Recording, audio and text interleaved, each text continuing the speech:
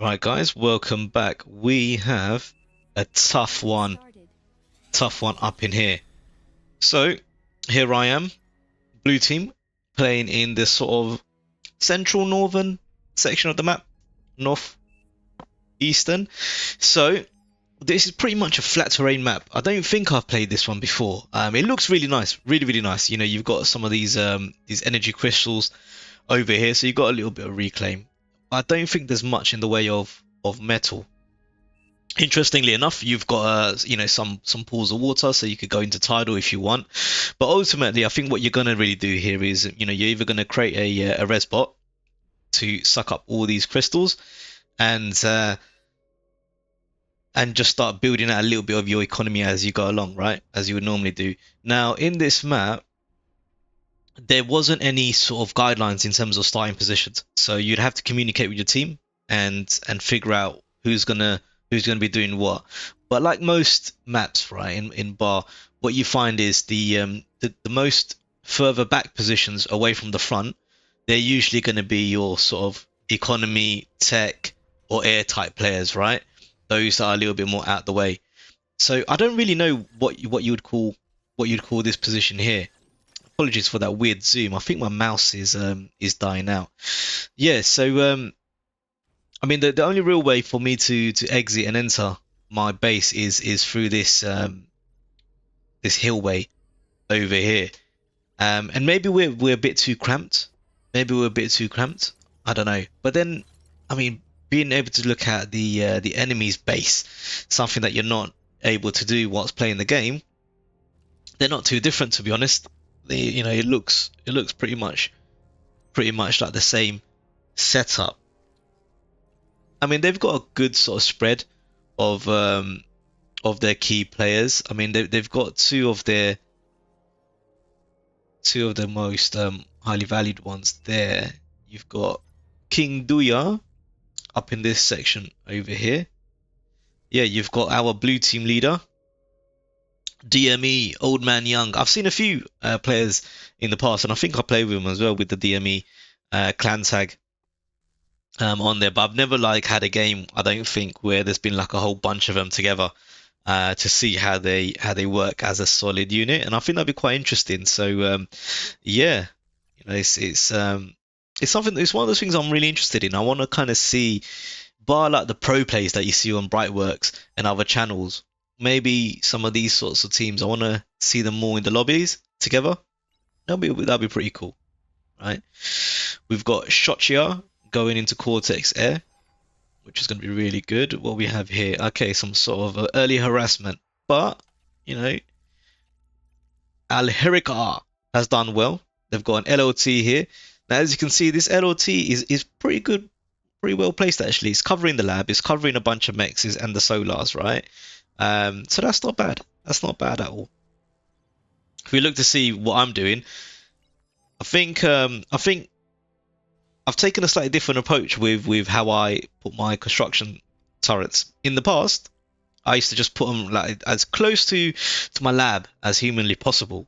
But what I've done now is I figured, look, the contorrent, you really want to try and use this to, yeah, help build your units, but help you build some of your energy, right? As much as possible as well, especially in the early game, it is so important, right? So you want to position them in such a way where, yes, they can hit your lab, right? But you're also given enough like real estate space around the radius, so it can help your constructor actually build a little bit of economy. And look, he's even able to help this con make some of these energy converters. And this isn't a bad start. I've got one LLT just in case anything comes through, and I've got a few more lined up and one sort of tier one anti-air unit. And now what I'm doing is, well, these mexes here, I would have assumed these would be mine, and Green would cover off these top ones. But he's actually gone in and he's just taken all of these, which it might have been an error. Uh, because the thing is, it's a team game, right? And if you take all the resources from your squad mates, it's not gonna be a good game. because your squad ain't gonna have what it needs to build units and get them out there, right? And you're gonna be wondering, oh, why am I getting help and support? Well, because your team can't build anything. But I think this was more of an error, and what you find is he has actually handed them over to me, which is really nice. Which is really nice. There wasn't any sort of contention or anything like that. Okay, so we've kind of gone to not exactly the center of the map, but pretty much. I'm looking to establish a little bit of a presence here, and so is green. I think green should ideally move these up a little bit to protect his commander. There's me getting a little bit brave, thinking, you know, if I was to switch to player view, yeah, I thought I can. What I wanted to do, right? I noticed. Look, they got two players and they've got quite a few dots on the radar, right? I didn't want them to get too comfortable, so I wanted them to know that look, we're willing to attack them, and I thought maybe I can disrupt what they're building. Now, this thing here, the gauntlet. I mean, now that we can see it, what you're going to find this is going to be a problem. This is going to be a real problem for us when it launches, right? And look, this is excellent play by them. They've got a radar jammer. They've got a radar jammer up. I won't be able to see that. I won't be able to see that unless I can get vision. I won't be able to see it. Where I have done good is, you know, making sure that my economy was building up nicely. I didn't spend too long on just creating pawns and pawns and pawns. I went straight into Rocketeers after my initial batch of pawns, right? So what you find is Rocketeers, and there should be some maces coming out as well eventually. But it's going to be tough. I mean, if let's have a look at this guy's base, because I never had a chance to really look at it. Have your commander or a constructor always build wind turbines. Okay, not bad advice. Yeah, I'm not fully on board with getting the commander to do it, right? I know that his build power is fantastic, so you know he can get wind turbines built like it's nothing. But I think there's more value in having the commander potentially up the front where you can repair units and things like this, and just have a constructor build a construction turret. That's going to be a lot more useful. I mean, if you compare the bases, right? There's one con turret. Look what it's been able to do for me. And what it's meant is I've got my commander here. I know he's not really doing any. I mean, he's on a repair and repeat. You see, so yeah. Well, look, I suppose it's going to come down to how you want to play, how you like to play. I know back in the OTA days, right, Total Annihilation, I used to always keep the commander at the base. I never used to really take him out. Right, commander safety was #1 priority. But when you're on an 8v8, I suppose if you end up losing one, it ain't gonna be the end of the world, right? I think I'm trading pretty well. And I think I did. No, I didn't see it. Only problem is the Rocketeers excellent range, but their line of sight ain't great, right? So you really got to move them in, move them out, move them in, move them out. Or you need some fast moving scout units, you know, like your ticks, your rovers, or even your sort of early infantry units, like your pawns, to go in there and really help. Radar is super good, but even then, it's the vision isn't really going to be there, and it's not mobile, right? That's the biggest downside to it all. So I've got a resbot just lurking in there because you know, one of the things I'm trying to adapt in my play in this stage of my journey of trying to get better at bar, I want something there. I want a unit there that I can just go in and you know, claim the wreck fields as much as possible. Now, some of you more seasoned players might laugh at the fact that there's only one, but I felt as though it was only one that I could produce because I needed to get units onto the field. Now, one of the things I perhaps didn't really consider too much was having a forward lab, because the way I saw it was like this map wasn't that big, and I thought it's not going to be the worst journey time from here to here to kind of back me up. But maybe in hindsight, having a forward lab would have been a bit better, right? Maybe it would have been a bit better. Yeah, look, my metal's pretty good. I've got 20 metal a second. My energy is looking healthy as well.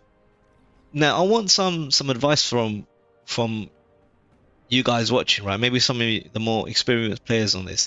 At this point, I know it's only 9 minutes, but at this point, do you think I should have went into tier 2?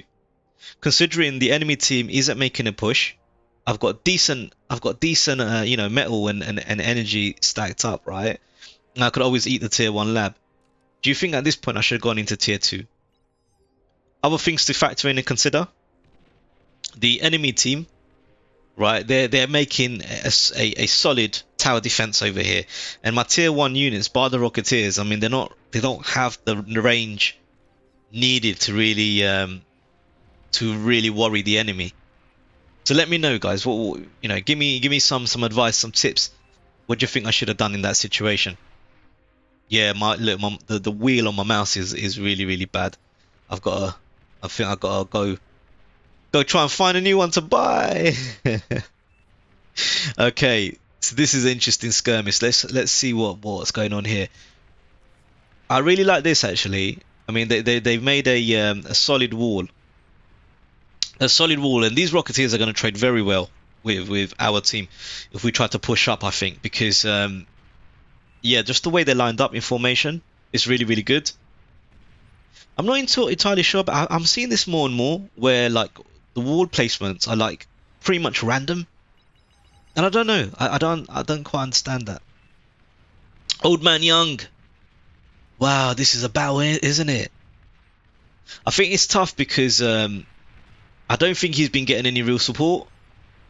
I think the light blue forces aren't. Yeah, light blue. I mean, well, his chevron count is pretty good. Old man goes down. This is not good. I mean, he's been 2-on-1. There's been 2-on-1. I mean, that's going to be really tough, really difficult. And you can see the enemy team. They were good enough to establish a little bit of a solid presence with these walls over here. So what that meant was our guy, he wouldn't have even been able to push through troops around these flanks as well as he perhaps would have done in other circumstances. Yeah, he's getting frustrated and upset, and to be honest, I can see why. I can see why. Because he needed support, right? He needed support. And again, this kind of goes back to what I'm talking about in terms of like the ranking system in Bar. You know, and it could, and I think I'm being maybe hypercritical about it. You know, because the devs, you know, they do build the game on their free time, right?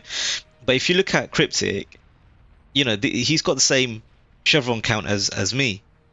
You know, and if you look at the bases, there's a big difference here. You know, excuse the T2 because this would have been gifted to me by, you know, one of my my comrades. Yeah, probably this gentleman here. Yeah, I think it was him actually. You know, shout out to Zokyov, if that's how I pronounce it. But look, if you look at everything else, there's a big difference. So yeah, blue's gonna struggle here. He's gonna struggle. I mean, how does bot look now? Well, okay. And this is tough. This is tough. You know, when you if you don't have like a dedicated air player, you really have to you have to roll the dice and at least create some air defense because you know you're not gonna have anything backing you up. Mine is laughable. I've only got one, but you know what? It's at least something. And you can see from the radius that he covers, he's covered my entire base, at least, and he's covered a good section of purple as well, right, Mr. Jert 360. Yeah. Looks like I have kind of taken the gamble of going for a forward base, but you know what? To my earlier point, guys, what do you think I should have done? You know that time when I was ooming and ahhing about going into tier 2 on the bot lab?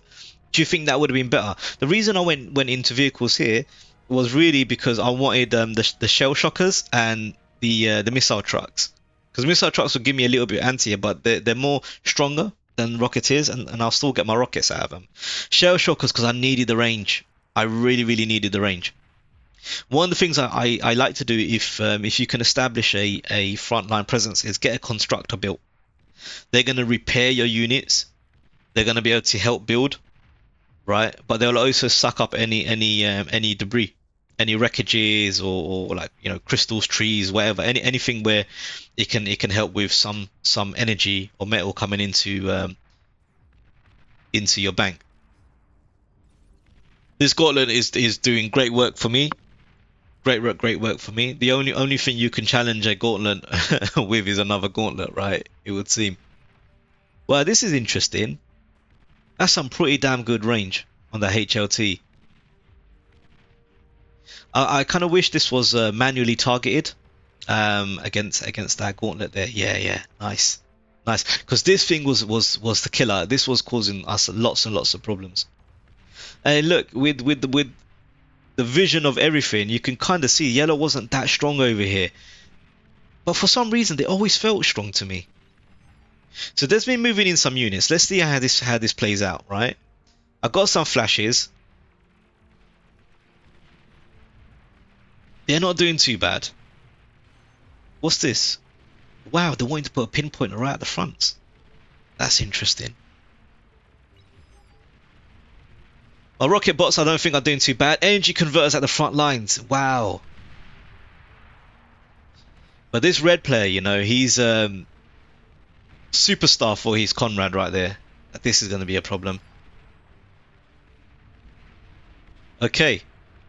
Yeah, my enemy, my squad, my hit squad, they done well. They done well. Now, oh man, that ain't good. That ain't good because that's taken down a good chunk of his own forces. Now, I don't know if this was a good idea. I started moving my troops up north. Right, I tried to move them up north because I felt as though yellow might have a stronger presence, and I wanted to hurt this guy. I needed a way to hurt him. So I thought, whilst he's busy at the front, I can go and destroy his base. But you know what? The air player came in. The air player came in. Just a penguin. Shurikens. Look, like I say in so many of my videos, if you have a solid air player in your team, that's the difference between winning and losing. No doubt about it. In my eyes. Difference between winning and losing, that is, because they can jump in, save your team from destruction, and they can cause a lot of mayhem for your enemies as well. It's good that this is still up. I think this is gonna help Delano a fair bit, right? I mean, this guy must be on like a reclaim command. If we had some solid troops, I mean, I put some missile trucks there because I needed to make sure he's safe.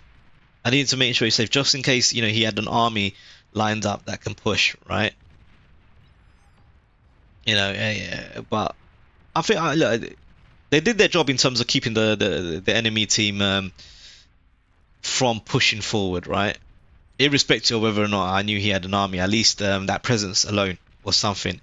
This is bad news for me because what it's meant is, you know, shell shockers, they're not going to do anything for enemy units coming up front and personal, coming up to their faces to attack them, right?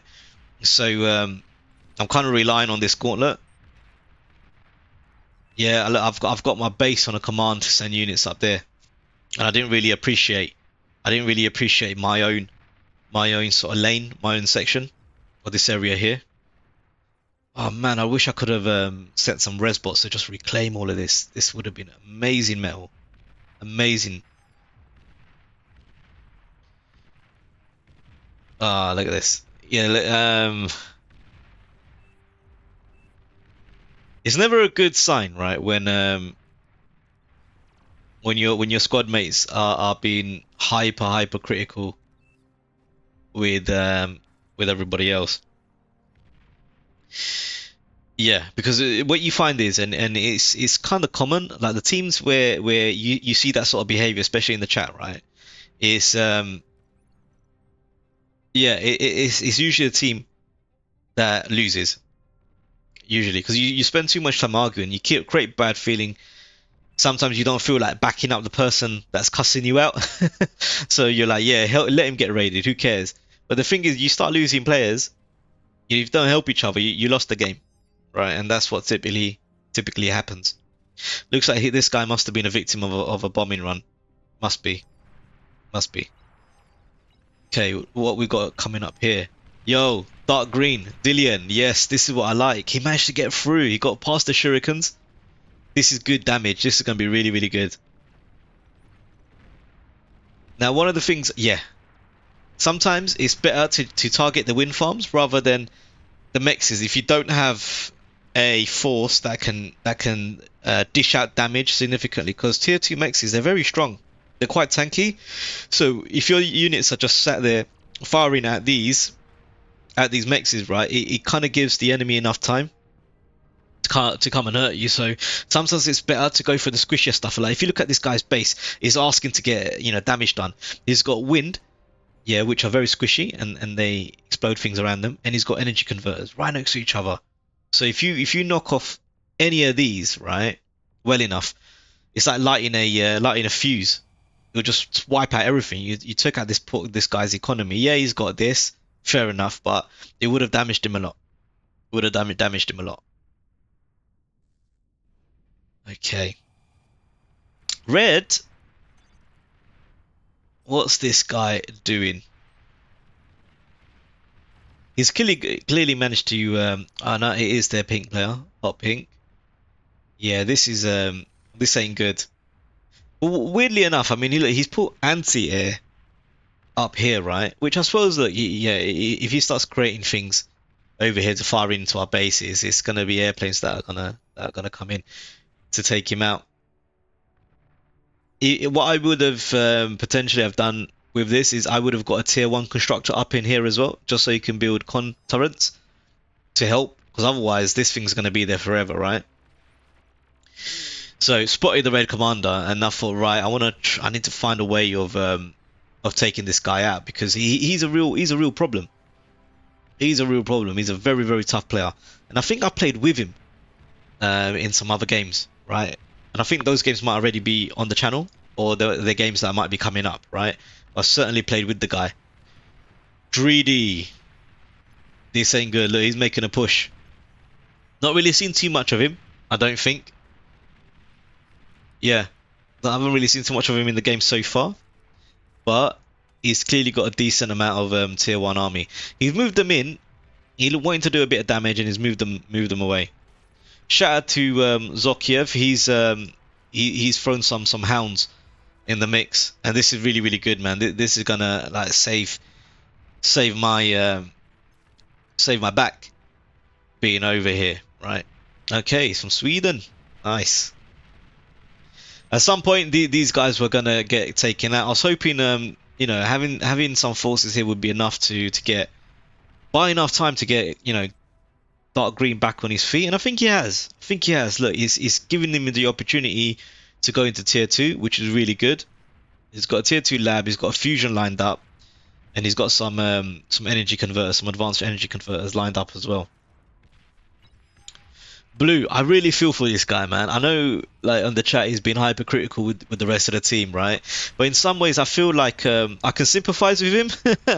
I can sympathize with him, because it feels like he's made enough of a complaint, right? He's made enough of a complaint. He's expressed that he needs help. He's already taken a real battering not too long ago, right? And where's the help, really? Where's the help? And you've got the same player that has helped me trying to help him. And it begs the question. It really does then beg the question: what's Cryptic doing? You know, because Old Man Young might be looking at the chevrons and thinking, look, is this guy the same chevron as me? What's going on over here, right? So I don't know. It's tough, because his base, from what I understand, hasn't really been hit. Really been hit. So he's kind of, he was at the front, and he's taken a beating. I think he might have lost his commander. But yeah, I don't know. Tough. It's tough. Guys, what's your thoughts on these advanced solar collectors? I barely even make them in any of my games, right? I tend to go straight into a regular fusion reactor. Well, how do you guys deal with that? Look, if you look at my base, there's no advanced solars at all. It was just wind, you know, and you know, I suppose the wind isn't terrible. It's not the best either, but it's not terrible in this map. I went straight into fusions, you know, because I think every single time I look at advanced solar collectors, the metal just seems ridiculously high. And back when I used to, when I started off playing Bart, it felt like it took ages for them to be built. It just felt like it took ages for them to be built. Now, I'm sending some 6. Why am I doing that? You might be wondering, look, you can't be at a point you're spamming units, because you ain't really, you're not built like that, Commissioner. What you doing? What you thinking? Going crazy? Well, the idea was I just didn't want this guy hitting my units. I needed to keep him a busy fool. And the only way I could think about doing that was sending ticks. It is what it is, man. And it's giving me at least some vision. Yeah, if anything starts coming forward, it's giving me some vision. So yeah, that's my take on it. Keeping these types of these types of units, long range static defenses. Yeah, keep them busy fools, man. That was my thinking behind it anyway. And I don't think that was bad thinking either. I thought that was a little bit, a little bit of a good thinking. This I don't mind it. I really don't mind this. I think it's not an all round bad idea to create an LRPC near your base, especially if you know you're getting pushed back by the enemy. The enemy's got enough ground. This is going to make them think twice. I don't like this though. Don't go straight into fusion, advanced fusions, APHESs. Don't do this. Don't do this. I mean, even with one fusion reactor, yeah, you're kind of you're being wishful if you think you can then make an advanced fusion reactor. With two, yeah, 2 to 3, 3 would be ideal. But this with what these advanced, like, I mean, look at that. I just selected 3 and look at the metal cost. Insane. In fact, if we look at the metal cost of, okay, yeah, look, that's 4,300. If we do that, let's select everything on the map. There you have it. There you have it. You know, it's yeah. I'm more of a fan of just skipping that type of unit. This is solid. This is really, really good. Having an annihilator, a pulsar, right? No matter where you put a pulsar, I feel like you get a value. You know, if you could put a pulsar on top of a flagship, you'll get a value. You know, and stick him in a pond somewhere, you're gonna get value. They're just such a brilliant, static defense unit. That tachyon beam is amazing, especially with the graphical update, right, that you're seeing now. It just looks beautiful. It looks so nice. Before it was like a blue laser and you were just mistaking it for, hey, it's just another blue laser. But now it looks beautiful. It's got like this wavy lines and like a distortion effect. Really, really nice. Really, really nice. Fat Boys is really good. And Red Team have the perfect answer. Gunships. Gunships.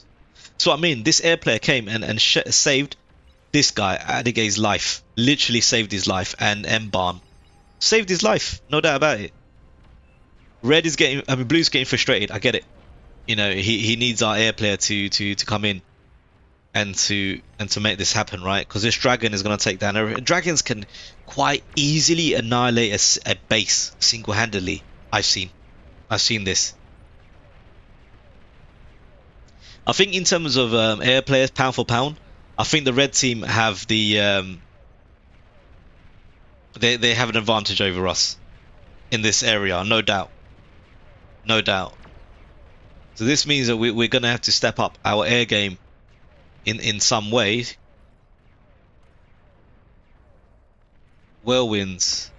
These can't be tier. Yeah, these must be first advanced lab. Not first advanced lab. First lab. Yeah, whirlwinds. I think they're tier 1. I mean, just looking at that metal count, I'm guessing they are. Oh, this isn't good. Like, Blue's made the best units possible. He's got sniper bots. Look at that beautiful beam. He's got a pulsar here.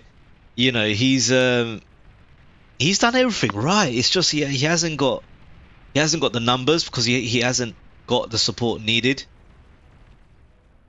I mean, we do have an advanced air lab. This is really, really good. Right? This is really good. I thought, fine. I got to help the team. Got to help the team somehow. Right? Got to help. So I made an air lab. I originally made this, to be completely honest with you, to help me in the front line. Because I wanted to make a push with these units. I was sick and tired of this. Like, I felt like I was stuck in this hole and I couldn't get out of it, and I needed to switch up the play. I needed something.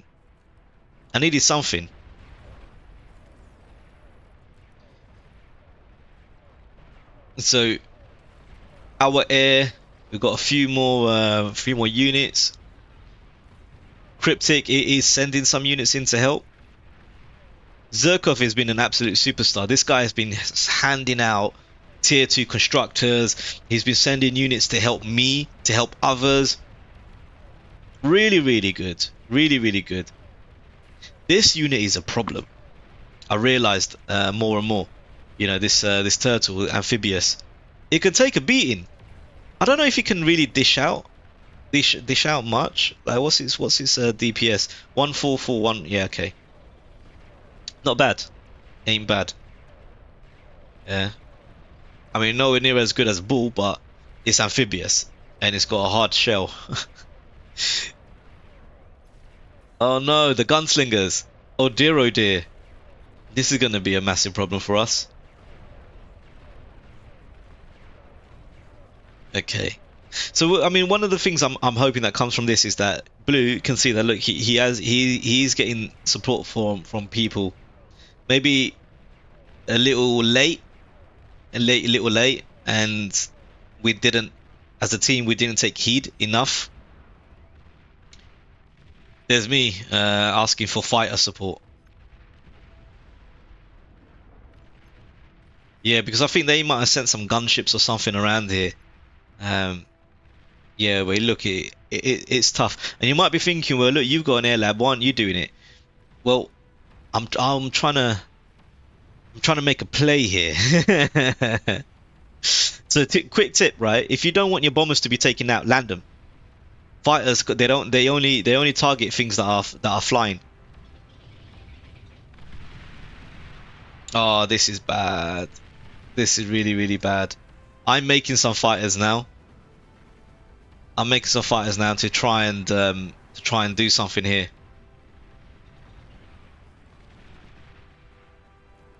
But yeah, I always think that look, even if you have got an air player in your team, yeah, it's never a bad idea.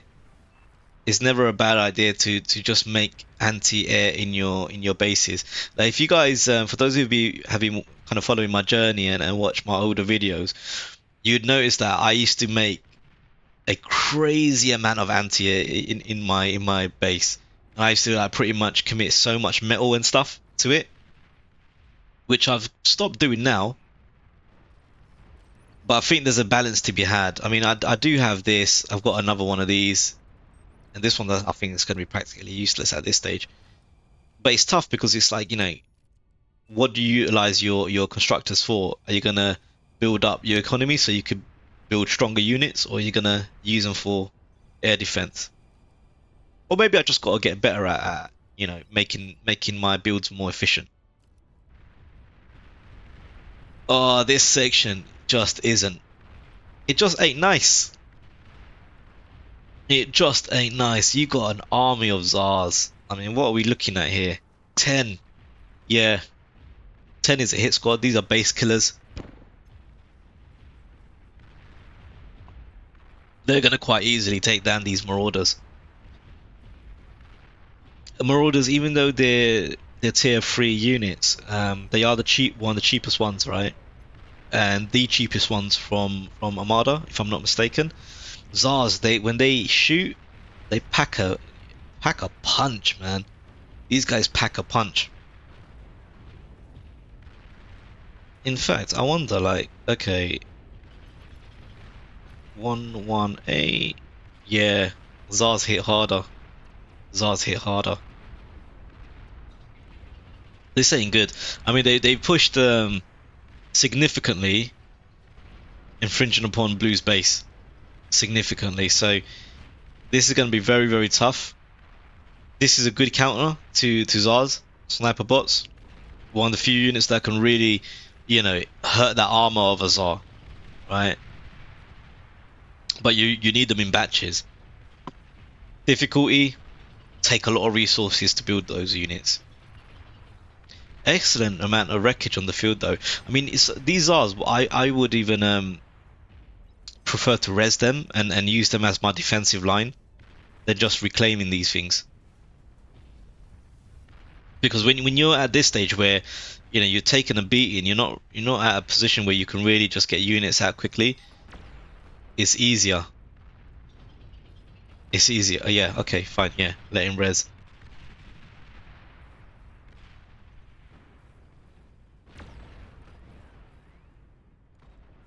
This is interesting. I don't. Yeah, I don't understand the thinking of this. Two tier one vehicle labs. I mean, we're half an hour into the game. Tier one stuff is not really gonna. I mean, you've seen Marauders in the field, right? You've seen Zars in the field. I mean, that time has gone. That time has gone. I don't think that front section there, and it's kind of like us being afraid of our own shadows a little bit. I mean, I'm getting vision from the ticks to see that there's nothing there, but I just don't have enough of an army there, and I think I'm investing a lot in these gunships,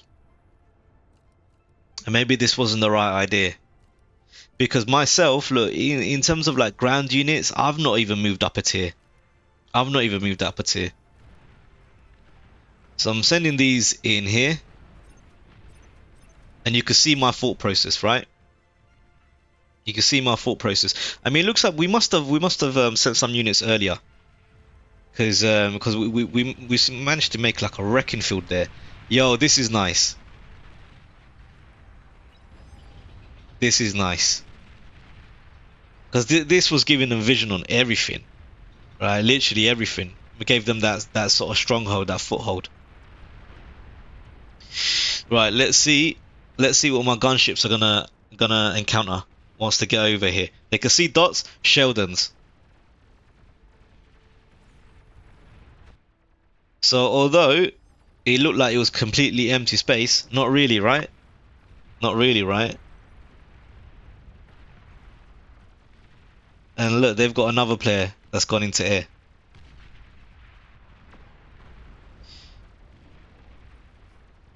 Yeah, it looks like this is the story of the skies.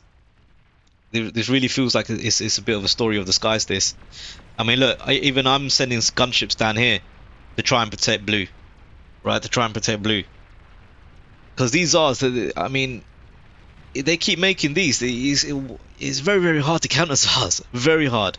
But again, these will help at least get a little bit of flank damage onto them. As my roughnecks just fly around, try to do what they can do. I am losing some of these, some of my gunships every now and again because they're throwing in some anti-air. Like these turtles, you know, by their nature have some anti-air already inbuilt. So this is tough. This is tough. There's me signaling about Dreedy, right? So I think light blue, sky blue, he's gonna feel the pain now. This is gonna be the first time where he's really gonna suffer a hit. He's gonna suffer a hit. See, this I'm not a fan of, like that. Someone take my base, I'm resigned. That I'm not a fan of, man. Like, I get it, you're frustrated. You're not, you know, you're not really, you don't feel like it's going your way and you're getting the most out of your squad mates. But at the same time, I think what we can see from this replay, okay, you might be hyper angry at this chap here. It is a noob lobby and it's a noob game, number one. Number two, you can quite clearly see you've been getting help from others as well, right? And we're kind of the furthest away from you, and we're trying to help. So, you know, as a team, we've not left him to die. We've tried, but you know, when you're frustrated, right? What can you do? What can you do? Yeah, it's a tough one. And as you can see from here, he has actually at this point resigned the game. Al-Herika. Yeah, I can see where your old man's coming from. I mean, this is weird. That's what I mean by that. Random. What is the point I don't get any of this. Like these random walls and you know he's still making. What is the point of this beamer? You know, what one ball come. I mean, one Zar. That's over with. And this is the thing about tower defensing, you know, it's no, you need units. You need units. What are you gonna get out of this? You know, you got one Aethys. You got one Aethys. You got no build power to even spend the economy you got. You know, that's frustrating, man. That's frustrating. Yeah, I can see. I can see. Not a big fan of somebody quitting, but I can see where they're coming from. I can see where they're coming from. Yeah, this is tough. I think this whole section here is gonna get absolutely taken out. Yeah, those fighters would have given them some good vision in terms of what they can expect over here. Still nothing. No ability to move forward. And I think the critique to me is lack of ground. Lack of ground forces. Yeah. And it's because look, I felt as though I had to keep building airships. And look, you can see I'm spending, like I'm not banking up anything. I'm spending, I'm trying to get things out over there. Right? I'm creating, they're dying, they're getting shot out of the skies. Oh, this does not look good. I mean, yeah, well, look at this. Super economy. Super economy. You know? Yeah. Like, I think Shotya, I think I might be mistaken here, but I think he might have said early on that he's not familiar with air, so maybe this was an opportunity, a game for him where he's learning air himself, right? Because, you know, getting some good scouting done on the enemy would have shown us, wow, these are juicy targets, a nice crisp in line, you know, so you can send bombers down here, yeah, on behind friendly lines, and then just have them go across nice solid line, and just an amazing bombing run would have took all of this out. It would have been glorious. Glorious. This is a graveyard. This is just an absolute graveyard. I mean, look at this.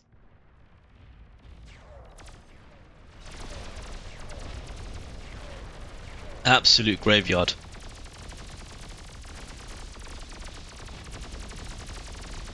Wow. I mean, you could hear the Roughnecks firing away, right?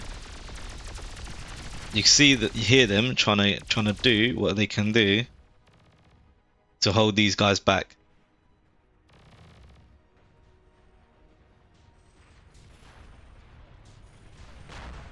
Bombers are coming in.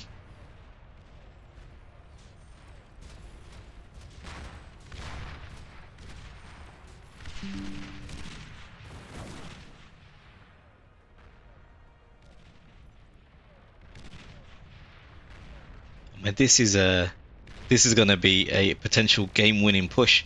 Well, then again, we have got quite a few we have got quite a few Tsars ourselves, right? So we might be able to hold these guys back.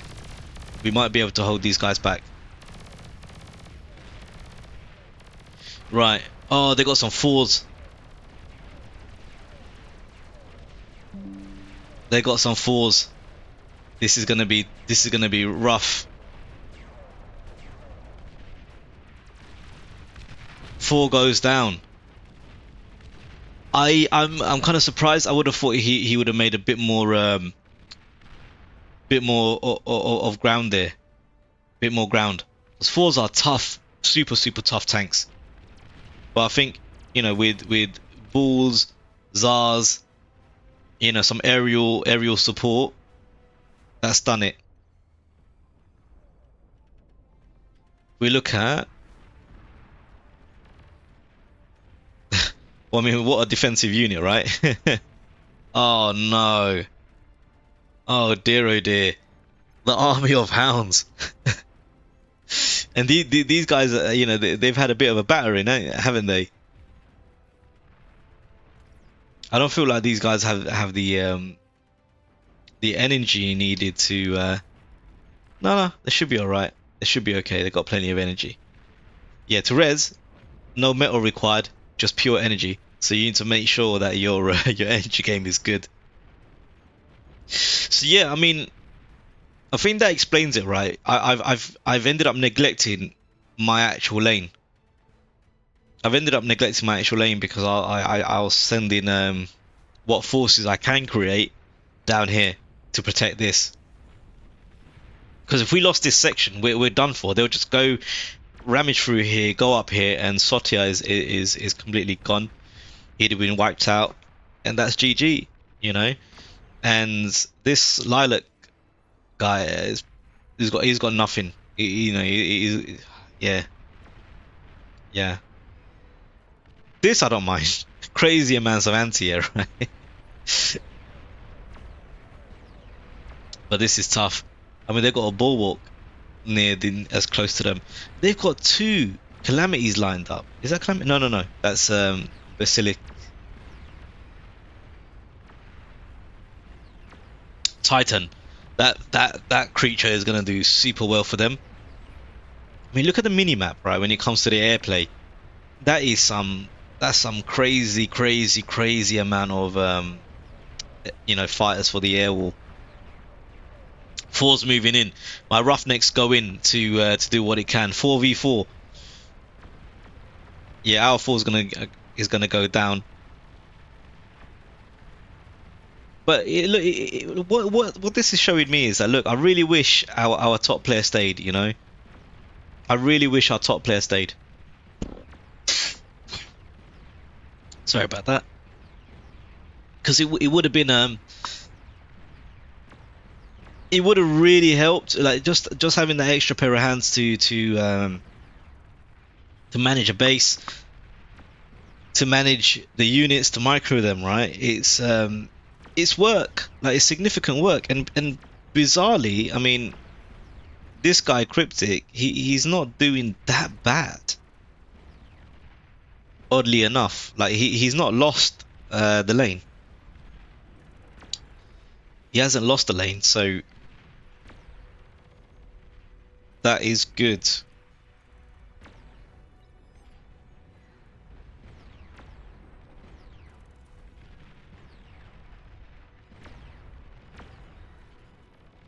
Okay. This Titan here is going to be like the one-man army. He's going to make sure these res bots don't get any value. Yeah, this is purely like necromancy over here. I mean, I'm surprised that we haven't been absolutely crushed on this top section because we've got nothing. Well, I say that, you know, there is this, I suppose. Yeah, okay, cool. We do have a little bit of something then. We do have a little bit of something. For how effective that's going to be, I don't know. Yeah, look, I don't get this guy, man. But I suppose he's learning, isn't he? He's learning, right? Because this is probably one of the hardest things to ever build. Literally, the amount of energy, metal, build power you need, and then to just fire it consistently is so difficult. So difficult. Look at this. They even put mines there, so we can't do what he's trying to do now. I do like this though, utilizing well, I suppose they don't need to go for a swim in this depth of water, but hey, look, this is it. What good are LLTs at this point, right? But they would have been built early on, I suppose, just kind of left there. So you can't blame the player for that. And I feel bad because Zorkiev has been an absolute superstar for all of us in this game. We do have a Juggernaut. Hopefully this thing doesn't die here and wipe out the entire base. One thing you got to be really cognizant of Jugs are, walking, talking nukes. They go off anywhere near you. That's game over, son. My Roughneck's going in there to help defend. Yeah, look, now red team feel like they've got enough to make a push. Now, I do think we've got the numbers to take down this this Titan quite easily. Yeah, look, you can see his health just melting, right? But it's I've got nothing, man. I've got nothing to really help the squad. Oh boy. Now we're getting a bit of a tier 3 composition moving in, right? A mixture of fours and Titan is pretty much a game over. Pretty much game over. Now, one of the things I would say about fours, right, is because the computer doesn't really just do it automatically, or the game. I mean, it's got this amazing what is it? EMP missile. But the same way you attack with the D gun, like holding D or pressing D and then targeting a unit, is the way you might manually fire it. And it's really useful. So something to think about, like, you know, if you can get fours in there and, you know, EMP a lab or something like that, really super useful. And this is what I mean. Look, I kind of ended up dedicating this game to building gunships, and it's not the way I normally like to play. Yeah, but I feel like this was the only thing I can do to try and help the team, to stop things like this from happening. But I suppose it was a plaster on a wound situation, because unless we had strong units that we can pump out on a frequent basis, right, this was always going to end up being the situation. And now look, these guys, man, now they're coming in, big bombing run, and even when they fall, they're gonna hurt you. Thankfully, nothing died. Okay. Oh, they must have got some advanced fusion reactors right there. Yeah, that's the end of that. See what I mean about this? Like, what? No point doing that, mate. Oh no. Look, we're still trying to fight. This thing will just soak up hits like a sponge. If there was ever a bullet sponge in Bar, it's the Behemoth, no doubt about it. You want to take this bad boy out? Tactical nuke bombers. One of the best things you could do to it. But you need a bunch of them.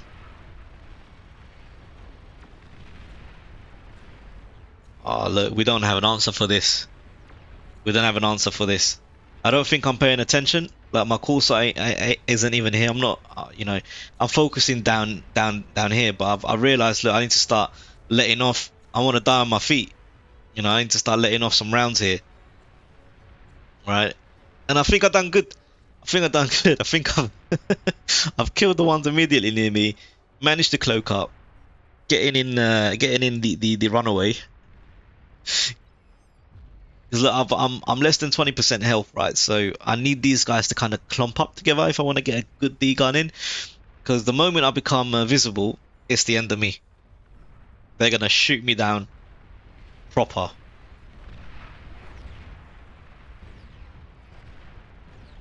See what I mean? Like, how many gunships have I got here? I've got 32. Got 32 gunships to try and to do something to hold this back. But sometimes, guys, it's just not enough. And well played by the red team. You know, well played by the red team. They focused in on the southern section because they realized that we weren't as strongly holding it down as a team, and they focused there. Even though we weren't really that strong up in the north, they neglected that area and went for the south. And look, they got the win. They got the win. Can't be angry at that, right? Sometimes you win some, and sometimes you lose some, right? But nevertheless, I think, again, plenty of learnings for people to take away. I certainly took some away from there as well. And yeah, look at these awards. I mean, it's all pretty much red team, bar a few blues, right? All right, guys.